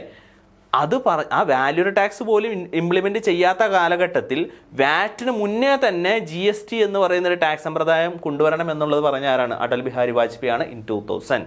ഓക്കെ, പക്ഷേ 2000-ലും വന്നില്ല, 2001-ലും വന്നില്ല, 2005-ൽ വന്നു. പക്ഷേ അത് ഏതാ വന്നത്? GST അല്ല വന്നത്, വാല്യൂ ആഡഡ് ടാക്സാണ് വന്നത്. വാല്യൂ ആഡഡ് ടാക്സിൻ്റെ പ്രത്യേകത എന്താ? അത് ഗുഡ്സ് മേൽ മാത്രം വരുന്നൊരു ടാക്സാണ്. ഓക്കെ, ഒരു രാജ്യത്ത് ആകമാനമുള്ള ഒരു സിംഗിൾ ടാക്സ് സിസ്റ്റം തന്നെയാണ്. പക്ഷേ അതെന്താണ്? ഗുഡ്സ് മേൽ മാത്രമേ ഉള്ളൂ. ഓക്കെ, പക്ഷേ അപ്പോഴും excise duty, basic customs duty, അങ്ങനെ എല്ലാ ടാക്സുകളും ഇതിലേക്ക് എന്ത് ചെയ്തിട്ടില്ല? ഏകോപിപ്പിച്ചിട്ടില്ല. സെയിൽസ് ടാക്സിന് പകരം വാല്യൂഡ് ടാക്സ് എന്ന് പറയുന്ന ഒരു നിയമം വന്നതെന്ന് മാത്രമേ ഉള്ളൂ. അപ്പോൾ 2005-ൽ വാല്യൂഡ് ടാക്സ് വരുന്നതിന് മുമ്പേ തന്നെ GST കൊണ്ടുവരണം എന്ന് പറഞ്ഞത് അടൽ ബിഹാരി വാജ്പേയി ആണ് in 2000. Okay, the state finance ministers formed an empowered committee. അപ്പോൾ ഇതിനെപ്പറ്റി ഒരു ചർച്ച ചെയ്തിട്ട് ഒരു ബേസിക് ഇതിൻ്റെ ഒരു രൂപരേഖ ഉണ്ടാക്കിയാൽ എങ്ങനെയാണ് GST എന്ന് പറയുന്ന ടാക്സ് സിസ്റ്റം ഇന്ത്യയിൽ ഇൻട്രൊഡ്യൂസ് ചെയ്യുക, അതിനെപ്പറ്റി ഒരു പ്ലാൻ നടത്താൻ വേണ്ടിയിട്ട് എന്ത് ചെയ്തു? State finance minister formed an empowered committee. അതൊരു എംപവേർഡ് കമ്മിറ്റി ഉണ്ടാക്കി to create a structure of GST headed by Asim Das Gupta. അതായത് അസിം ദാസ് ഗുപ്ത എന്ന് പറയുന്ന ഒരു ഫിനാൻസ് മിനിസ്റ്റർ ഓഫ് വെസ്റ്റ് ബംഗാളിലെ ഫിനാൻസ് മിനിസ്റ്ററിനെ എന്ത് ചെയ്തു? ഹെഡാക്കി വെച്ചിട്ട് ഒരു എംപവേർഡ് കമ്മിറ്റി ഉണ്ടാക്കി. എന്നിട്ട് എന്ത് ചെയ്തു? ഇതിനെപ്പറ്റി GSTനെ പറ്റി ഒന്ന് റിസർച്ച് ചെയ്തിട്ട് നമുക്ക് നമ്മുടെ രാജ്യത്ത് GST എന്ന് പറയുന്ന ടാക്സ് സിസ്റ്റം എങ്ങനെ കൊണ്ടുവരാൻ പറ്റും, അതിൻ്റെ സാധ്യതകൾ എന്തൊക്കെയാണ്, അതിനെപ്പറ്റി ഒരു പഠനം നടത്താൻ വേണ്ടിയിട്ട് ഒരു കമ്മിറ്റി രൂപം കൊടുത്തു. ഓക്കെ, ആ കമ്മിറ്റിയുടെ ഹെഡ് ആരാണ്? അസിം ദാസ് ഗുപ്തയാണ്. ഒരു എംപവേർഡ് കമ്മിറ്റിയാണ് ഉണ്ടാക്കിയത്. അദ്ദേഹം വെസ്റ്റ് ബംഗാളിൻ്റെ ഫിനാൻസ് മിനിസ്റ്റർ ആയിരുന്നു. ഓക്കെ, ഇതൊക്കെ അറിഞ്ഞിരിക്കണം. Okay, then first time in finance bill 2006-2007 by P. Chidambaram. ഓക്കെ, അപ്പോൾ ഒന്ന് ആലോചിച്ച് നോക്കി, ഈ BJP സർക്കാർ, അതായത് അടൽ ബിഹാരി വാജ്പേയി ഗവൺമെൻറ് ഇറങ്ങിക്കഴിഞ്ഞിട്ടും എന്ത് നടന്നില്ല? ഈ പറഞ്ഞ GSTനെ പറ്റിയുള്ള പഠനങ്ങളും GST അവർക്ക് ഇൻട്രൊഡ്യൂസ് ചെയ്യാനായിട്ട് സാധിച്ചില്ല. പക്ഷേ ആ കാലഘട്ടത്തിൽ തന്നെ എന്ത് നടന്നു? 2005-ൽ തന്നെ അവർ എന്ത് ഇൻട്രൊഡ്യൂസ് ചെയ്തു? വാല്യൂ ആഡഡ് ടാക്സ് എന്ന് പറയുന്ന ഒരു സിസ്റ്റം ഇന്ത്യയിൽ കൊണ്ടുവന്നു. ഓക്കെ, 2005-ൽ വാറ്റ് കൊണ്ടുവന്നു. ആ വാറ്റ് കഴിഞ്ഞതിന് ശേഷം അത് കഴിഞ്ഞതിന് ശേഷം എന്ത് ചെയ്തു, UPA സർക്കാർ, ഒന്നാം ഘട്ട UPA സർക്കാർ ഇന്ത്യയിൽ ഭരണത്തിൽ വരികയും first time in finance bill, അവർ ഫിനാൻസ് ബിൽ, ആദ്യത്തെ ഫിനാൻസ് ബില്ലിൽ അവതരിപ്പിച്ചപ്പോൾ അന്നത്തെ ഫിനാൻസ് മിനിസ്റ്റർ ആയിരുന്ന P. ചിദംബരം എന്ത് ചെയ്തു, 2006-2007 ഒരു ബില്ല് അവതരിപ്പിച്ചു, GSTനെ പറ്റി ഒരു ബില്ല് അവതരിപ്പിച്ചു. അപ്പോൾ നമുക്കറിയാം, നമ്മൾ പഠിച്ചിട്ടുണ്ട് നമ്മുടെ ആർട്ടിക്കിൾ പറയുന്നത് എന്താണ്, ഇന്ത്യയിൽ ടാക്സ് പിടിക്കുന്നതിൽ കുഴപ്പമില്ല, കേന്ദ്ര സർക്കാരിനോ സംസ്ഥാന സർക്കാരിനോ ടാക്സ് പിടിക്കണം എന്നുണ്ടെങ്കിൽ എന്ത് ചെയ്യണം, അവർ ലോക്സഭയിലും അതായത് പാർലമെന്റ് എന്ന് പറഞ്ഞാൽ എന്താണ്, ലോകസഭയുണ്ട് അതുപോലെ തന്നെ രാജ്യസഭയുണ്ട്, ഇരു സഭകളിലും ആ ബില്ല് പാസ്സാക്കണം. മാത്രമല്ല നമ്മുടെ സംസ്ഥാന സർക്കാർ ടാക്സ് പിടിക്കണമെന്നുണ്ടെങ്കിൽ എവിടെ നിയമം പാസ്സാക്കണം, നമ്മുടെ സംസ്ഥാന സർക്കാർ ലെജിസ്ലേറ്റീവ് അസംബ്ലിയിൽ നിയമം പാസ്സാക്കണം, അല്ലേ? അപ്പോൾ ഇതൊക്കെ പാസ്സാക്കണമെന്നുണ്ടെങ്കിൽ ഫസ്റ്റ് സെൻട്രൽ ഗവൺമെന്റ് ഇരു സഭകൾ, ദാറ്റ് ഈസ് ലോക്സഭ ആൻഡ് രാജ്യസഭയിൽ ബില്ല് അവതരിപ്പിച്ച് പാസ്സാക്കണം. അപ്പോൾ ആദ്യം പാസ്സാക്കേണ്ടത് ലോക്സഭയിൽ പാസ്സാക്കുക, അതിനുശേഷം രാജ്യസഭയിൽ പാസ്സാക്കുക, അങ്ങനെ 2 സ്ഥലത്ത് പാസ്സാക്കി കഴിഞ്ഞാൽ നിയമം വരുള്ളൂ, അല്ലെ? അപ്പൊ ആദ്യം എന്ത് ചെയ്തു, P. ചിദംബരം അതുമായി ബന്ധപ്പെട്ടുള്ള ഫിനാൻസ് ബില്ല് അവിടെ അവതരിപ്പിച്ചു, ലോക്സഭയിൽ അവതരിപ്പിച്ചു. ഓക്കെ, ദെൻ ഇനി എന്താണ് സംഭവിച്ചത്? അങ്ങനെ അത് കഴിഞ്ഞതിന് ശേഷം February 2006 the finance minister set 1 April 2010 as the GST introduction date. അപ്പോൾ അന്നത്തെ ഫിനാൻസ് മിനിസ്റ്റർ ആയിരുന്ന P. ചിദംബരം പറഞ്ഞു, എന്താണ്, ഇപ്പോൾ നമുക്ക് ഏകദേശം ഒരു രൂപരേഖ ആയിട്ടുണ്ട്, പക്ഷേ എന്താണ് അദ്ദേഹം പറഞ്ഞു വെച്ചിട്ടുണ്ടെങ്കിൽ 2010 April 1 ആകുമ്പോഴത്തേക്കും എന്ത് ചെയ്യും, GST എന്ന് പറയുന്ന ടാക്സ് സിസ്റ്റം ഇന്ത്യയിൽ ഇൻട്രൊഡ്യൂസ് ചെയ്യുമെന്നാണ് പറഞ്ഞത്. ഒന്ന് ആലോചിച്ച് നോക്കുക, 2006 പറയാണ്, 2006 ഫെബ്രുവരിയിൽ പറയാണ്, 2010 ഏകദേശം ഒരു 5 വർഷം അല്ലെങ്കിൽ ഒരു 4 വർഷം കഴിയുമ്പോൾ എന്ത് ചെയ്യും, GST ഇന്ത്യയിൽ കൊണ്ടുവരും എന്നുള്ളത് പ്രഖ്യാപിക്കുകയുണ്ടായി. ഓക്കെ, പക്ഷേ നമുക്കറിയാം 2010 GST എന്ന് പറയുന്ന ടാക്സ് സിസ്റ്റം ഇന്ത്യയിൽ വന്നിട്ടില്ല, 2017 വന്നത്. ഓക്കെ, ഇതൊരു പ്രഖ്യാപനം മാത്രമായി ഒതുങ്ങി. ഇൻ ജൂലൈ 2009 2009 ഓക്കെ, 2009 എന്ത് ചെയ്തു, ആ കാലഘട്ടം വരെ ഒരു നീക്കങ്ങളൊന്നും ഉണ്ടായില്ല. ഓക്കെ, ഇതിൻ്റെ ഇടയിൽ എംപവേർഡ് കമ്മിറ്റി അവിടെ ബാക്കിലുണ്ട് കേട്ടോ. ഓക്കെ, അസിം ദാസ് ഗുപ്തയുടെ അണ്ടറിലുള്ള എംപവേർഡ് കമ്മിറ്റി അവിടെ ബാക്കിൽ വർക്ക് നടക്കുന്നുണ്ട്. ഇൻ ജൂലൈ 2009 2009 ജൂലൈയിൽ Pranab Mukherjee the new finance minister of India. അപ്പോൾ ഒന്നാം ഘട്ട UPA സർക്കാർ ഭരണത്തിൽ നിന്ന് ഇറങ്ങി, രണ്ടാം ഘട്ട UPA സർക്കാർ കയറിയത് 2009 ആ സമയത്ത് ഫിനാൻസ് മിനിസ്റ്റർ എന്ന് പറയുന്നത് പ്രണബ് മുഖർജിയാണ്. അപ്പോൾ പ്രണബ് മുഖർജി എന്ത് ചെയ്തു, the new finance minister of India announced the basic skeleton of GST system. GST സിസ്റ്റത്തിൻ്റെ ഒരു ബേസിക് സ്കെൽട്ടൺ, ഒരു മാർഗരേഖ അദ്ദേഹം ഉണ്ടാക്കി. അപ്പോൾ GSTയുടെ ഒരു ബേസിക് സ്കെൽട്ടൺ ഉണ്ടാക്കിയത് ആരാണ് എന്ന് ചോദിച്ചിട്ടുണ്ടെങ്കിൽ അത് UPA ഗവൺമെൻറ് ആണ്, പ്രണബ് മുഖർജിയാണ് അത് തയ്യാറാക്കിയത്. Okay, in July 2009. ഓക്കെ, അത് അറിഞ്ഞിരിക്കാം. ഓക്കെ, കഴിഞ്ഞു. ദെൻ നവംബർ 2009 ഓക്കെ, ഒരു എംപവേർഡ് കമ്മിറ്റീനെ അടൽ ബിഹാരി വാജ്പേയി ഗവൺമെൻറ് കാലഘട്ടത്തിൽ ഉണ്ടാക്കിയിരുന്ന അസിം ദാസ് ഗുപ്ത ആയിരുന്നു അതിൻ്റെ ചെയർമാൻ. സോ അവരതിൻ്റെ റിപ്പോർട്ട് കൊണ്ടുവരാണ്. The empowered committee that was headed by Asim Das Gupta put for the first discussion paper. എന്ന് ഓർത്തിരിക്കുക, FDP, ഫസ്റ്റ് ഡിസ്കഷൻ പേപ്പർ. ഇതിൻ്റെ ഫുൾ ഫോം ഒക്കെ ഒന്ന് ഓർത്തിരിക്കുക കേട്ടോ. First discussion paper describing the proposed GST regime. Okay, അതായത് പ്രൊപ്പോസ്ഡ് GST സിസ്റ്റത്തിനെ പറ്റിയുള്ള ഒരു രൂപരേഖ അവരെന്ത് ചെയ്തു, ഒരു റിപ്പോർട്ട് അവരുണ്ടാക്കി. അതായത് ഫസ്റ്റ് ഡിസ്കഷൻ പേപ്പർ അവർ 2009 നവംബറിലാണ് അവർ കൊണ്ടുവരുന്നത്. ഓക്കെ, ദെൻ അത് കഴിഞ്ഞതിന് ശേഷം March 2011 the government led by the Congress party put for the constitution 115th amendment bill. Okay, അപ്പോൾ എന്താ ചെയ്യേണ്ടതെന്നാണ്, നമ്മളുടെ ഇന്ത്യയിൽ GST വരണമെന്നുണ്ടെങ്കിൽ മെയിനായിട്ടുള്ള കാര്യം എന്ന് വെച്ചിട്ടുണ്ടെങ്കിൽ GST എന്ന് പറയുന്ന ഒരു ടാക്സ് സിസ്റ്റത്തിൻ്റെ പ്രത്യേകത കേന്ദ്ര സർക്കാരും സംസ്ഥാന സർക്കാരും കൂടി ചേർന്ന് ഒരു ടാക്സ് നിയമം ഉണ്ടാക്കുന്നതാണ്. ഓക്കെ, അങ്ങനെ നിയമം ഉണ്ടാക്കാനുള്ള അനുവാദം നമ്മുടെ ഭരണഘടന കൊടുത്തിട്ടുണ്ട്. ഓക്കെ, അതായത് ആർട്ടിക്കിൾ 247 ഇത് പറയുന്നുണ്ട്, ആർട്ടിക്കിൾ 246 ഇത് പറയുന്നുണ്ട്. പക്ഷേ എന്താ കാര്യം എന്ന് വെച്ചിട്ടുണ്ടെങ്കിൽ 2 പേർക്കും കൂടി കളക്ട് ചെയ്തിട്ട് തുല്യമായിട്ട് വീതിക്കുന്ന ഒരു രീതി, അങ്ങനെ ഒരു സംവിധാനത്തെ പറ്റി എവിടെ പറയുന്നില്ല, ഭരണഘടനയിൽ പറയുന്നില്ല. അപ്പോൾ ഭരണഘടനയിൽ എന്ത് വരുത്തണം, ഭേദഗതി വരുത്തണം. അപ്പോൾ ഇങ്ങനെ ഭരണഘടനയിൽ ഭേദഗതി വരുത്തണമെന്നുണ്ടെങ്കിൽ ഇവരെന്ത് ചെയ്യണം, ഇവരെന്ന് വെച്ചിട്ടുണ്ടെങ്കിൽ constitution food for the constitution 115th amendment bill, അതായത് ഭരണഘടനാ ഭേദഗതി ബില്ല് എന്ത് ചെയ്യണം, പാസ്സാക്കണം. എവിടെ പാസ്സാക്കണം, പാർലമെൻറ്റ്, ഇരു പാർലമെൻറ്റിലും പാസ്സാക്കി എടുക്കേണ്ടതുണ്ട്.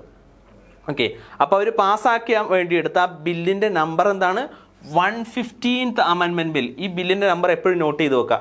115ാമത്തെ ബില്ലാണ് എന്ത് ചെയ്തത്, മാർച്ച് 2011 കോൺഗ്രസ് പാർട്ടി, അതായത് നമ്മളുടെ പ്രണബ് മുഖർജി ഫിനാൻസ് മിനിസ്റ്റർ ആയിരുന്ന കാലഘട്ടത്തിൽ അവർ അവതരിപ്പിച്ച ബിൽ അതാണ് 115th അമെൻമെന്റ് bill for the introduction of G S T introduce ചെയ്യാൻ വേണ്ടിയിട്ട് ഉള്ള ബില്ല് അവതരിപ്പിച്ചത് 115ാമത്തെ ഭേദഗതി ബില്ലാണ്. Following protest by the opposition party the bill was send to a standing committee for the detailed examination. അപ്പോൾ എന്ത് ചെയ്തു? നമുക്കറിയാം, സ്വാഭാവികമായിട്ട് ആരെങ്കിലും ഒരാൾ ഒരു നല്ലൊരു കാര്യം കൊണ്ടുവരുമ്പോൾ അതിനെ എതിർക്കാനായിട്ട് ഓപ്പോസിഷൻ പാർട്ടി ഉണ്ടാവും. പക്ഷെ അവർ പറയുന്നതിൽ ന്യായങ്ങളുണ്ട്. സോ അവരെന്ത് ചെയ്തു? ഓപ്പോസിഷൻ പാർട്ടി ആയിട്ടുള്ള BJP മറ്റുള്ള പാർട്ടികളൊക്കെ എന്ത് ചെയ്തു? അതിനെ പ്രൊട്ടസ്റ്റ് ചെയ്തു. Following protest by the opposition party the bill was send to a standing committee for the detailed examination. Pranab Mukherjee കൊണ്ടുവന്ന ഈ ഭേദഗതി ബില്ല് ഒരു സ്റ്റാൻഡിംഗ് കമ്മിറ്റിയുടെ അടുത്തിട്ട് പോയി സ്ക്രൂട്ടനി ചെയ്യാൻ വേണ്ടിയിട്ട് പോയി. Okay. February 2013 the finance minister during the budget session announces that the government will provide 9,000 crore as compensation to states.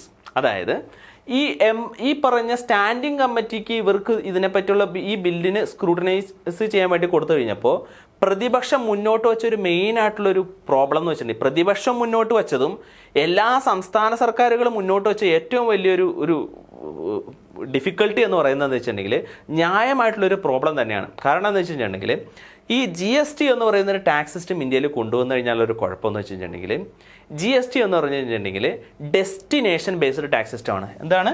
Destination based tax സിസ്റ്റമാണ്. Destination based. ഏത് സ്റ്റേറ്റിലേക്കാണോ പ്രൊഡക്റ്റ് കൺസ്യൂം ചെയ്യുന്നത് അവർക്കാണ് ടാക്സ് കിട്ടുക. ഫോർ എക്സാമ്പിൾ, നമ്മൾ കേരളത്തിൽ ഇപ്പോൾ കൊൽക്കത്തയിൽ നിന്ന് ഒരു പ്രൊഡക്റ്റ് മേടിക്കുകയാണ്, കേരളത്തിലേക്ക് മേടിക്കുകയാണ്.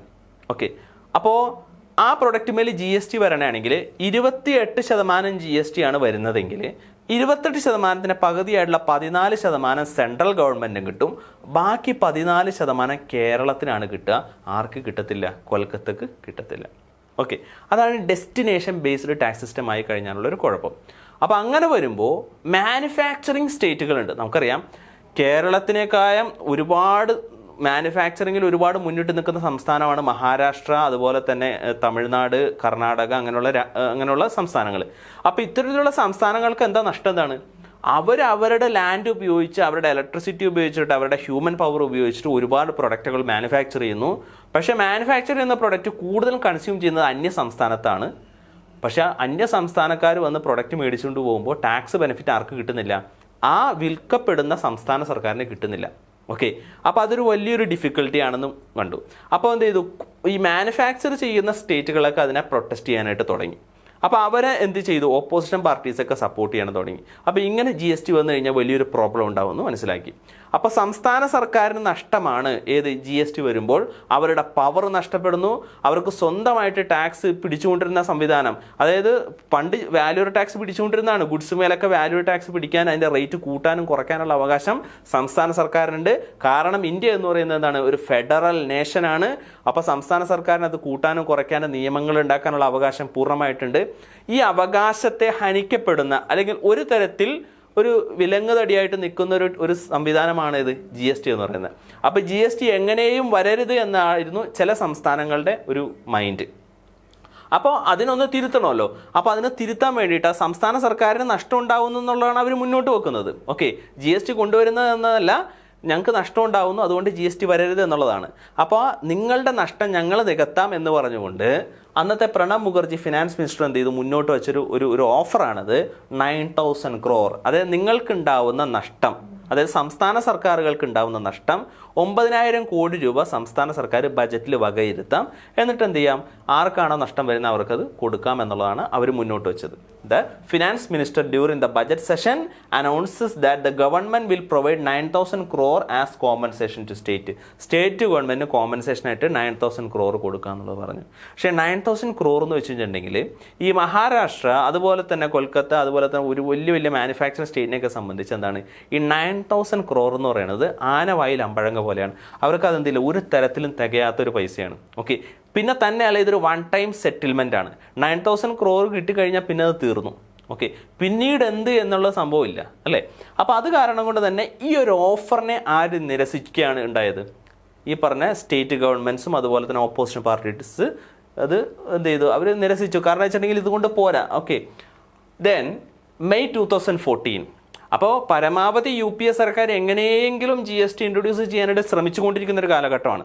അത് കഴിഞ്ഞു May 2014 എത്തി the constitution amendment bill lapses. Amendment bill എന്തായി? ലാപ്സായി പോയി. എന്തുകൊണ്ടാണ് ലാപ്സായി പോയത്? ആ UPA സർക്കാരിൻ്റെ കാലാവധി തീർന്നു. അപ്പോൾ ഒരു സർക്കാരിൻ്റെ കാലാവധി തീർന്നു കഴിഞ്ഞാൽ കാലാവധി തീരുകയും മറ്റൊരു ഗവൺമെൻറ്റാണ് പിന്നീട് വരുന്നതെങ്കിൽ പഴയ ബില്ല് എന്തായി പോവും? ലാപ്സായി പോവും. നമുക്ക് എല്ലാവർക്കും അറിയാം അല്ലേ?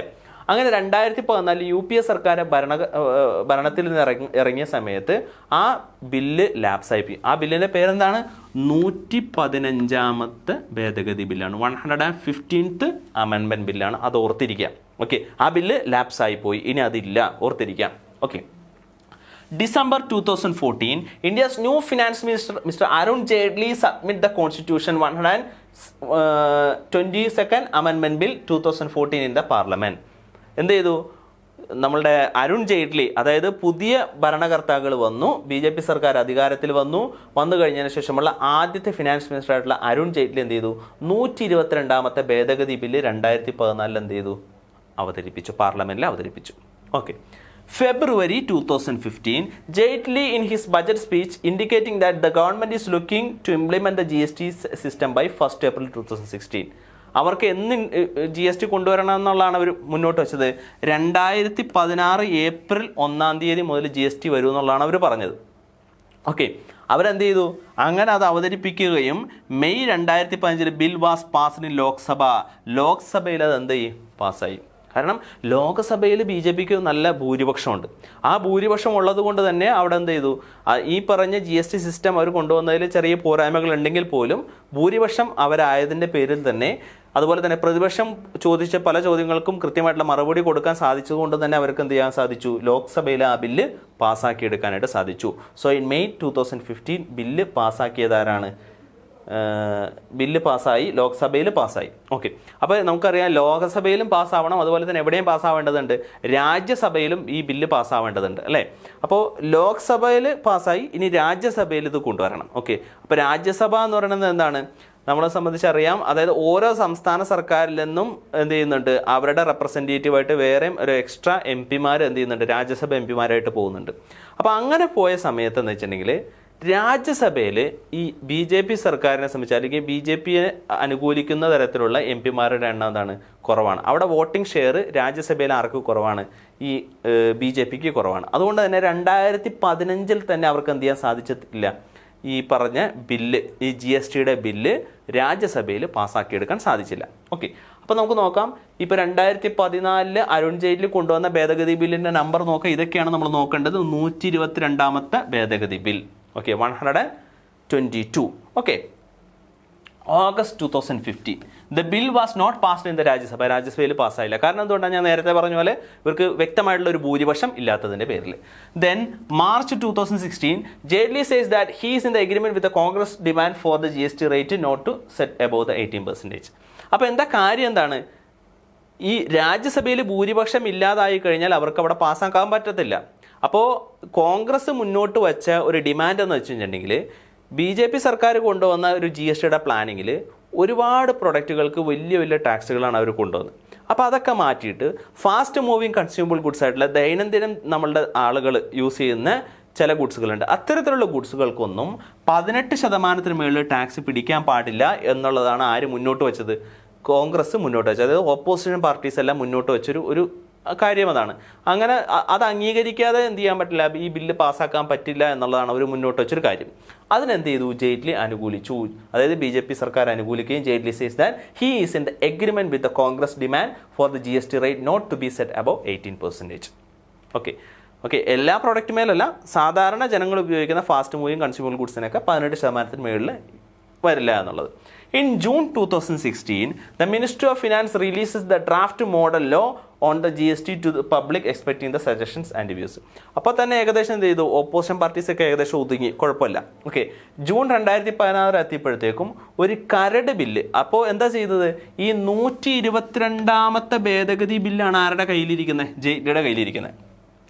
അത് കഴിഞ്ഞതിന് ശേഷം ഈ 18% ടാക്സിൻ്റെ മുകളിൽ പോവില്ല എന്നുള്ള രീതിയിൽ എന്ത് ചെയ്തു? ചെറിയ രീതിയിലുള്ളൊരു മാറ്റങ്ങളൊക്കെ അവർ വരുത്തി. ആ അമെൻമെൻറ്റിൽ തന്നെ ചെറിയ മാറ്റങ്ങളൊക്കെ വരുത്തിയിട്ടുണ്ട്. ഓക്കെ, ആ മാറ്റങ്ങളൊക്കെ വരുത്തി കഴിഞ്ഞതിന് ശേഷം the ministry of finance releases the draft model എന്ന് വെച്ചാൽ എന്താണ്? കരട് ബില്ല് എന്ത് ചെയ്തു? പബ്ലിക്കിന് കൊടുത്തു. ഓക്കെ, കരട് ബില്ല് അവതരിപ്പിക്കുകയും ആ കരട് ബില്ല് പബ്ലിക്കിന് കൊടുക്കുകയും പബ്ലിക്കിൻ്റെ സജഷൻസും വ്യൂസൊക്കെ പറയാനായിട്ട് അഭിപ്രായങ്ങൾ തേടി. Okay, In August 2016, the bill was passed in the Rajya Sabha. രാജ്യസഭയിൽ ആ ബില്ല് എന്തായി? പാസ്സായി. ഓക്കെ, അപ്പോൾ രാജ്യസഭയിൽ ആ ബില്ല് എന്തായി? പാസ്സായി. ഓഗസ്റ്റ് 2016 രാജ്യസഭയിൽ ആ ബില്ല് പാസ്സാവുന്നത്. ഓക്കെ, 122ാമത്തെ ഭേദഗതി bill. Okay, then September 2016, the Honorable President of India gave his consent of the Constitution 101st Amendment Bill to become an act. അപ്പം നമ്മളുടെ മെമ്മറിയിലുള്ള ഭേദഗതി ഏതാണ്? 122ാമത്തെ ഭേദഗതി ബില്ലാണല്ലേ. ആ 122ാമത്തെ ഭേദഗതി ബില്ല് ചെറിയ ചെറിയ മാറ്റങ്ങളെല്ലാം വരുത്തിയിട്ട് ഓണറബിൾ പ്രസിഡന്റിൻ്റെ കയ്യിലേക്ക് പോയത്. അതായത് നമ്മുടെ രാജ്യസഭയിലും ലോക്സഭയിലൊക്കെ പറഞ്ഞ കമൻസിൻ്റെ ഒക്കെ അടിസ്ഥാനത്തിൽ ചില മാറ്റങ്ങളൊക്കെ വരുത്തിയിട്ട് പിന്നെ ആക്റ്റായി വന്നത് ഏതാണ്? 101ാമത്തെ അമെൻമെൻറ്റ് ബില്ലാണ്. ഓക്കെ, ഇതാണ് ആക്റ്റായിട്ട് വന്നത്. ഓക്കെ, അപ്പം നമ്മളുടെ മുന്നിൽ 3 കാര്യങ്ങളാണുള്ളത്. ഓക്കെ, എന്തൊക്കെയാണ്? നമ്മൾ പറഞ്ഞു 122ാമത്തെ ഭേദഗതി ബില്ലുണ്ട്, അതുപോലെ തന്നെ എന്തുണ്ട്? 101ാമത്തെ ഭേദഗതി ബില്ലുണ്ട്, അതുപോലെ തന്നെ 115ാമത്തെ ഭേദഗതി ബില്ലെന്ന് പറഞ്ഞുകൊണ്ടൊരു നമ്പർ ഉണ്ടല്ലേ, അത് കോൺഗ്രസ് പാർട്ടി മുന്നോട്ട് വെച്ച്. അപ്പോൾ ഇതിലേത് ബില്ലാണ് ശരിക്കും GST ആയിട്ട് വന്നത്? 101 115 കോൺഗ്രസ് പാർട്ടി മുന്നോട്ട് വെച്ച ഭേദഗതി ബില്ല്, 122 ഈ പറഞ്ഞ ഈ NDA ഗവൺമെൻറ് മുന്നോട്ട് വെച്ച ബില്ലാണ്. ആ ബില്ലിൽ മാറ്റങ്ങളെല്ലാം വരുത്തി കഴിഞ്ഞ് അത് ആക്റ്റായിട്ട് പാസ്സാക്കിയത് ഏത് ഭേദഗതി ബില്ലാണ്? 101 അതിൻ്റെ നമ്പർ മാറി. ഓക്കെ, ഇതെപ്പോഴും ഓർത്തിരിക്കണം. So September 2016 honourable president of India gives his consent, അദ്ദേഹം ഒപ്പുവെച്ചു for the constitution 101st Amendment Bill to become an act. അത് ആക്റ്റാക്കി മാറ്റാൻ വേണ്ടിയിട്ട് അദ്ദേഹം എന്ത് ചെയ്തു? സൈൻ ചെയ്തു. Okay, 12th April 2017, 4 bills related to GST become act following approval in the parliament and the president's assent. അതായത് 2017 ഏപ്രിൽ 12 4 ബില്ലുകൾ എന്ത് ചെയ്തു? ആക്റ്റുകളായിട്ട് മാറി. ഏതൊക്കെയാണ്? Central GST bill, integrated GST bill, union territory GST bill, GST compensation to state bill എന്ന് പറയുന്ന 4 ബില്ലുകൾ എന്ത് ചെയ്തു? 2017 ഏപ്രിൽ 12 പാസ്സാക്കി. അപ്പോൾ GSTയുടെ പ്രത്യേകത എന്ന് വെച്ചിട്ടുണ്ടെങ്കിൽ ഈ GST ടാക്സ് ഈടാക്കുമ്പോൾ 2 രീതിയിലാണ്. അതായത് 28% ടാക്സ് ആണ് ഒരു പ്രൊഡക്റ്റ് മേൽ വരുന്നതെങ്കിൽ അതിന് 50-50 ആണ്. പകുതി കേന്ദ്രത്തിനും പകുതി സംസ്ഥാന സർക്കാരിനും. അപ്പോൾ പകുതി കേന്ദ്രത്തിന് വേണമെന്നുണ്ടെങ്കിൽ കേന്ദ്രത്തിൻ്റേതായിട്ടുള്ള ടാക്സിൻ്റെ നിയമങ്ങൾ ഉണ്ടാക്കണം. ഓക്കെ, അപ്പോൾ സംസ്ഥാന സർക്കാരിൻ്റെതായിട്ടുള്ള ടാക്സ് നിയമം ലെജിസ്ലേറ്റീവ് അസംബ്ലിയിൽ ഉണ്ടാക്കണം. അതങ്ങനെ തന്നെയാണ്. കേന്ദ്രത്തിൻ്റെ നിയമം, സംസ്ഥാനത്തിൻ്റെ നിയമം. ഓക്കെ, അപ്പോൾ 50-50 ആണല്ലോ. അപ്പോൾ 28 ഇപ്പോൾ ഫോർ എക്സാമ്പിൾ 28% ടാക്സ് ആണെങ്കിൽ 14% ടാക്സ് പിടിക്കണമെന്നുണ്ടെങ്കിൽ കേന്ദ്ര സർക്കാർ വേറെ നിയമവും 14% ടാക്സ് സംസ്ഥാന സർക്കാർ പിടിക്കണമെങ്കിൽ സംസ്ഥാന സർക്കാർ വേറെ നിയമം ഉണ്ടാക്കണം. അപ്പോൾ കേന്ദ്ര സർക്കാർ ഉണ്ടാക്കേണ്ട നിയമമാണ് സെൻട്രൽ GST അഥവാ CGST എന്ന് പറയും. അതുപോലെ തന്നെ IGST integrated goods and service tax. അതുപോലെ തന്നെ യൂണിയൻ ടെറിട്ടറി, നമുക്കറിയാം യൂണിയൻ ടെറിട്ടറീസ് ഭരിക്കുന്ന ആരാണ്? കേന്ദ്ര സർക്കാരാണ് ഭരിക്കുന്നത് അല്ലേ. അപ്പോൾ കേന്ദ്രഭരണ പ്രദേശമാണ്. അപ്പോൾ അവിടുത്തെ നിയമം ഉണ്ടാക്കേണ്ടത് ആരാണ്? ഇവർ തന്നെയാണ്.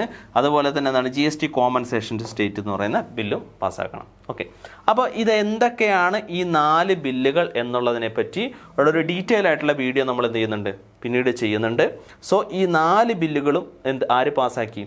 കേന്ദ്ര സർക്കാർ പാസ്സാക്കി. ഓക്കെ, ഇനി അത് കൂടാതെ സംസ്ഥാന സർക്കാർ ബില്ല് പാസ്സാക്കേണ്ടത് ഏതാണ്? SGST എന്ന് പറയുന്ന state goods and service tax എന്ന് പറയുന്ന ഒരു നിയമം ആര് പാസ്സാക്കണം? സംസ്ഥാന സർക്കാർ ലെജിസ്ലേറ്റീവ് അസംബ്ലിയിൽ പാസ്സാക്കണം. ഓക്കെ, കേന്ദ്ര സർക്കാർ പാസ്സാക്കേണ്ടത് CGST, IGST, UTGST, അതുപോലെ തന്നെ compensation to state. Okay, CGST എന്ന് പറഞ്ഞു കഴിഞ്ഞിട്ടുണ്ടെങ്കിൽ നമ്മൾ എന്താണ്? ഇപ്പോൾ കേരളത്തിനുള്ളിൽ തന്നെ ഒരു ഗുഡ്സ് വിൽക്കുകയാണ്. അപ്പോൾ കേരളത്തിനുള്ളിൽ ഗുഡ്സ് വിൽക്കുമ്പോൾ ഫോർ എക്സാമ്പിൾ 18% ടാക്സബിൾ ആയിട്ടുള്ള പ്രൊഡക്റ്റ് ആണെങ്കിൽ കേരളത്തിനുള്ളിലാണ് വിൽക്കുന്നതെങ്കിൽ വിൽക്കുന്ന വ്യക്തിയും മേടിക്കുന്ന വ്യക്തിയും കേരളത്തിനുള്ളിലാണെങ്കിൽ അതെന്താണ്? അതൊരു ഇൻട്രാ സ്റ്റേറ്റ് ആണ്. ഒരു സ്റ്റേറ്റിനുള്ളിലാണ് അത് വിൽപ്പന നടക്കുന്നത്. അങ്ങനെയാണെങ്കിൽ ആ 18% പകുതി സെൻട്രൽ ഗവൺമെൻറ്റും പകുതി സ്റ്റേറ്റ് ഗവൺമെൻറ്റുമാണ്. ക്ലിയർ?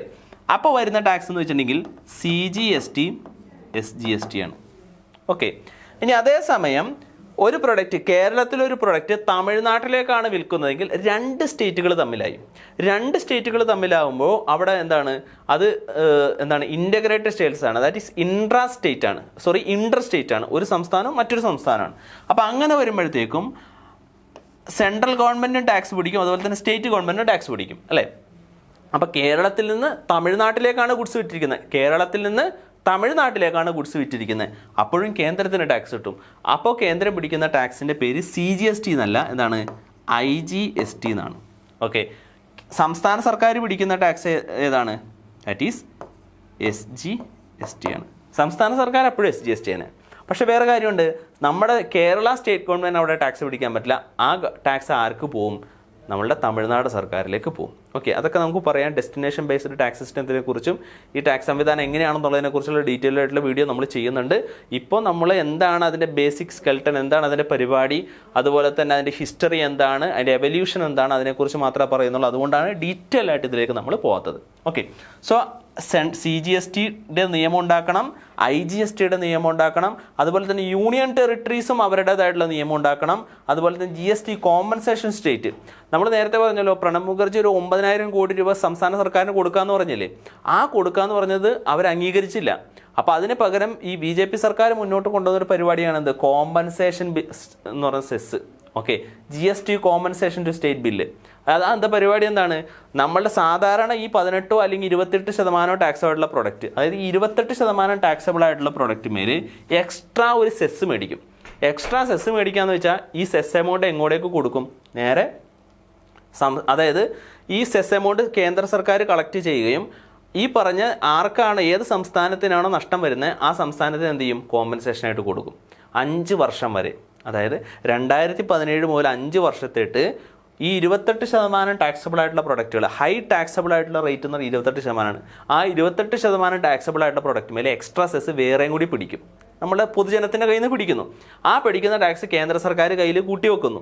എന്നിട്ട് എന്ത് ചെയ്യുന്നു, മഹാരാഷ്ട്ര ഏതൊക്കെ സംസ്ഥാനത്തിനാണോ നഷ്ടം, ആ നഷ്ടം വന്ന സംസ്ഥാനത്തിനൊക്കെ എന്ത് ചെയ്യും, വീതിച്ചു കൊടുക്കുന്നു. എല്ലാ സംസ്ഥാനത്തിനും വീതിച്ചു കൊടുക്കും, പ്രപ്പോർഷൻ അനുസരിച്ച് ആ നഷ്ടത്തിൻ്റെ ഇതിൻ്റെ വ്യാപ്തി അനുസരിച്ച് ഓരോ സംസ്ഥാനത്തിനും എന്ത് ചെയ്യുന്നു, വീതിച്ചു കൊടുക്കുന്നു. അതാണ് GST കോമ്പൻസേഷൻ. അപ്പോൾ ഈ സെസ് പിടിക്കണമെങ്കിൽ ഒരു നിയമം പാസ്സാക്കണമല്ലോ, ആ നിയമം പാസ്സാക്കിയതാരാ, കേന്ദ്ര സർക്കാരാണ്. അപ്പോൾ കേന്ദ്ര സർക്കാർ GSTയുമായി ബന്ധപ്പെട്ട് എന്തൊക്കെ നിയമം പാസ്സാക്കി, CGST പാസ്സാക്കി, IGST പാസ്സാക്കി, യൂണിയൻ ടെറിട്ടറീസിന് ടാക്സ് പിടിക്കാൻ വേണ്ടിയിട്ട് അവർ തന്നെയാണ് നിയമം പാസ്സാക്കേണ്ടത്, UT-GST പാസ്സാക്കി, അതുപോലെ തന്നെ കോമ്പൻസേഷൻ സെസ്സിന് വേണ്ടിയിട്ട് GST കോമ്പൻസേഷൻ സ്റ്റേറ്റ് ബില്ല്, ഇങ്ങനെ 4 ബില്ലുകൾ പാസ്സാക്കി. സംസ്ഥാന സർക്കാരുകൾക്ക് എന്ത് ഉത്തരവാദിത്തം മാത്രമേ ഉള്ളൂ, SGST, അവരുടെ സംസ്ഥാനത്ത് പിടിക്കേണ്ട SGST എന്ന് പറയുന്ന നിയമം മാത്രം പാസ്സാക്കിയാൽ മതി പാർലമെൻറ്റ്. ഓക്കെ, അത് നമ്മുടെ ഇന്ത്യയിലുള്ള 28 സംസ്ഥാനങ്ങളും എന്താക്കി, SGST നിയമം പാസ്സാക്കി. അതുകൂടാതെ നമ്മുടെ യൂണിയൻ ടെറിട്ടറീസ് എത്രണ്ണമുണ്ട്, 8 യൂണിയൻ ടെറിട്ടറീസ് ഉണ്ട്.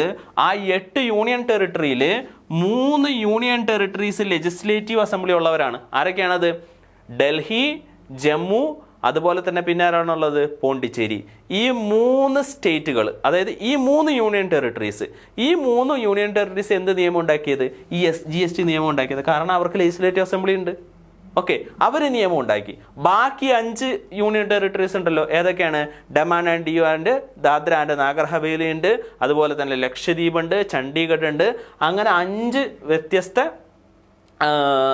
തരത്തിലുള്ള യൂണിയൻ ടെറിട്ടറീസ് നമുക്ക് ഇവിടെ ഉണ്ട്. ആൻഡമാൻ നിക്കോബാർ, അങ്ങനെ വ്യത്യസ്ത യൂണിയൻ ടെറിട്ടറീസ് ഉണ്ട്, ലഡാക്ക് ഉണ്ട് അല്ലേ. അപ്പോൾ ആ 5 പേരും എന്ത് ചെയ്തു, അവർക്ക് വേണ്ടിയിട്ടുള്ള നിയമം ഉണ്ടാക്കുന്നവരാ, അത് പൂർണ്ണമായിട്ടും കേന്ദ്രഭരണ പ്രദേശമാണ്. അവിടെ കേന്ദ്ര സർക്കാർ ഡയറക്റ്റ്ലി ഭരിക്കുകയാണ് ചെയ്യുന്നത്. സോ അതുകൊണ്ട് തന്നെ അവരുടെ നിയമം ഉണ്ടാക്കിയത് UT-GST ആണ്. ആ UT-GST എന്ന് പറയുന്ന ടാക്സ് നിയമം ഉണ്ടാക്കിയത് ആരാണ്, കേന്ദ്ര സർക്കാരാണ്. സോ CGST, IGST, UT-GST, അതുപോലെ തന്നെ കോമ്പൻസേഷൻ സെസ്, ഈ നിയമങ്ങളെല്ലാം ഉണ്ടാക്കിയത് കേന്ദ്ര സർക്കാരും SGST എന്ന് പറയുന്ന നിയമം ഉണ്ടാക്കിയത് സംസ്ഥാന സർക്കാരുമാണ്. ഈ SGST നിയമം 28 സംസ്ഥാനവും ഉണ്ടാക്കിയിട്ടുണ്ട്, അതുപോലെ തന്നെ 3 യൂണിയൻ ടെറിട്ടറീസ് ഉണ്ടാക്കിയിട്ടുണ്ട്. ഈ 3 യൂണിയൻ ടെറിട്ടറീസിനും ലെജിസ്ലേറ്റീവ് അസംബ്ലി ഉള്ളത് കൊണ്ടാണ് ഉണ്ടാക്കിയത് ഈ SGST എന്ന് പറയുന്ന നിയമം ഉണ്ടാക്കിയത്. അതുണ്ടാക്കാനുള്ള കാരണം ഇവർക്ക് ലെജിസ്ലേറ്റീവ് അസംബ്ലി ഉണ്ട് എന്നുള്ളത് കൊണ്ടാണ്. ഏതൊക്കെയാണ് 3 യൂണിയൻ ടെറിട്ടറീസ്, ഒന്ന് ഡൽഹി, ഒന്ന് പിന്നെ ജമ്മു, പിന്നെ എന്താണ്, പോണ്ടിച്ചേരി. ഓക്കെ, സോ ഇത്രയും കാര്യങ്ങൾ ക്ലിയർ ആയെന്ന് വിശ്വസിക്കുന്നു. Then GST was successfully implemented by the Honorable Prime Minister Shri Narendra Modi on 1st July 2017. 2017 July 1 തീയതിയാണ് ഇന്ത്യൻ പാർലമെൻറ്റിൽ വെച്ചിട്ട് മിസ്റ്റർ പ്രൈം മിനിസ്റ്റർ എന്ത് ചെയ്തു, GST എന്ന് പറയുന്ന ടാക്സ് സംവിധാനം ഇന്ത്യയിൽ ഇംപ്ലിമെൻറ്റ് ചെയ്തു. സോ പറഞ്ഞ കാര്യങ്ങളെല്ലാം മനസ്സിലായെന്ന് വിചാരിക്കുന്നു. സോ ഇന്നത്തെ സെഷനോട് വൈൻഡപ്പ് ചെയ്യാണ്. Thank you.